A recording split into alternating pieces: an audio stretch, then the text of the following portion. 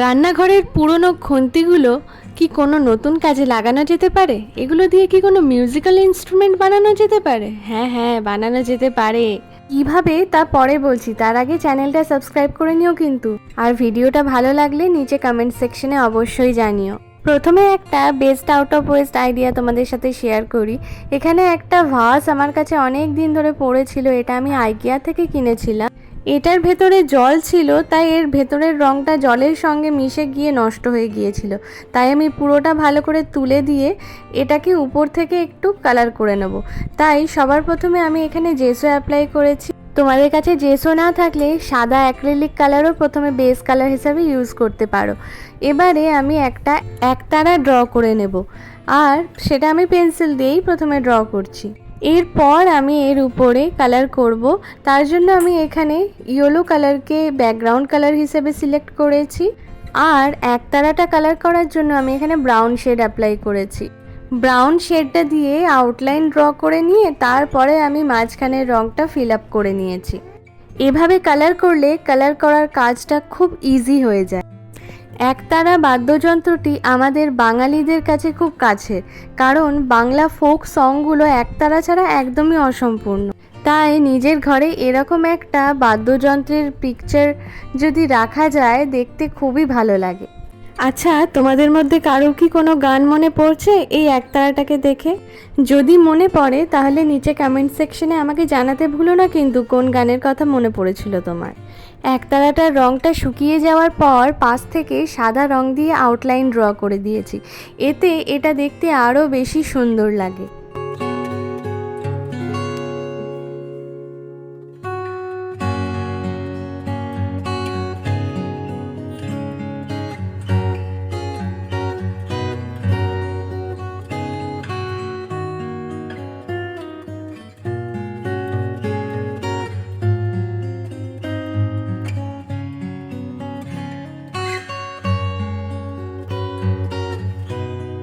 চলো এবার দেখে নেওয়া যাক কী করে বানালাম আমি হাতা খুন্তি দিয়ে বাদ্যযন্ত্র।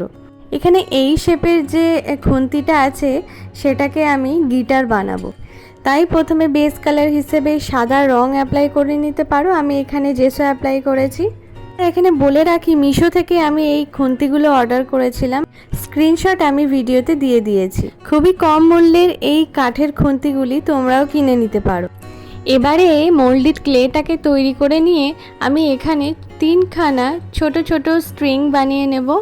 ঠিক যেভাবে আমি ভিডিওতে দেখিয়েছি ঠিক সেভাবেই তোমাদেরকেও করতে হবে।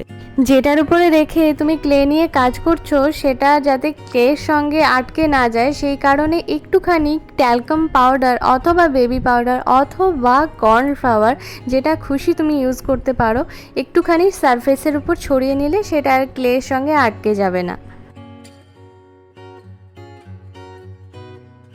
অন্য আরেকটা যে খুন্তি তোমরা দেখেছো, সেই খুন্তিটা দেখে আমার প্রথমেই মা সরস্বতীর হাতের বীণার কথা মনে পড়েছিল। তাই এটাকে আমি ঠিক সেরকমভাবেই তৈরি করছি। দেখো, কিছুটা ক্লে নিয়ে আমি উপরের দিকে এখানে ঠিক যেরকম বীণাতে থাকে সেরকমভাবে স্টিক করে দিয়েছি।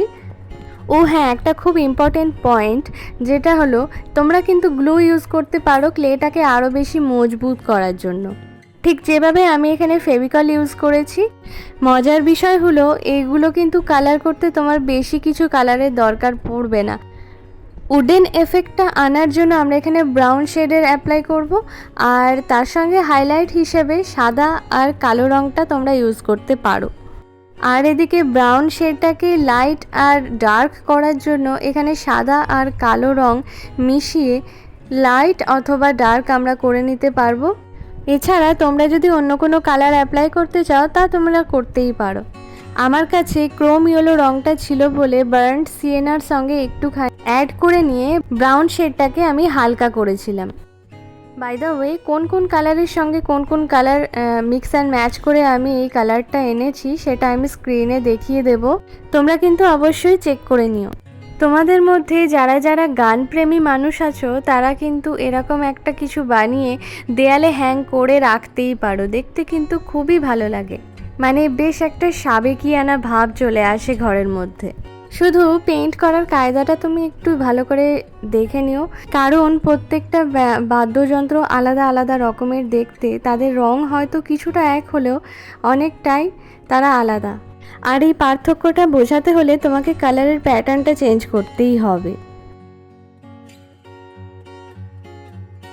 তাই ভিডিওটা এখানে বড় হয়ে গেলেও আমি এখানে কালার করার প্রসেসটা তোমাদের সঙ্গে শেয়ার করেছি যাতে তোমরা ফলো করতে পারো।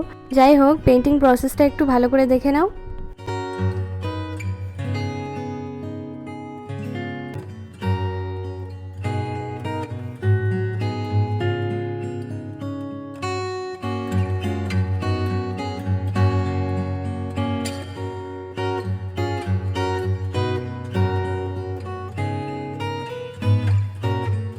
খুব ভালো করে কালারটা শুকিয়ে গেলে উপর থেকে কিন্তু বার্নিশ অ্যাপ্লাই করে দিও, তাহলে রঙটা লং লাস্টিং হয়ে যাবে।